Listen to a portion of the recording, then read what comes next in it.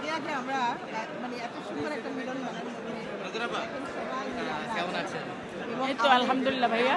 একটু যদি কথা বলতে চাই, কেমন লাগছে আসলে সমিতির আয়োজন, আপনাদের আয়োজন, অনেকে এবং এত মানে ভালো লাগার মানুষগুলো সব একসাথে তো যাই হোক, অবশ্যই। ছোট্ট একটা ভিডিওর মাধ্যমে আমরা দেখালাম এবং অবশ্যই ভালো লাগছে, কারণ শিল্পী সমিতি তো প্রত্যেক বছরই ইফতার পার্টি করে থাকে এবং আজকে অনেককেই দেখতে পাচ্ছি, অনেক নতুন মুখকে দেখতে পাচ্ছি, পুরনো মুখ দেখতে পাচ্ছি।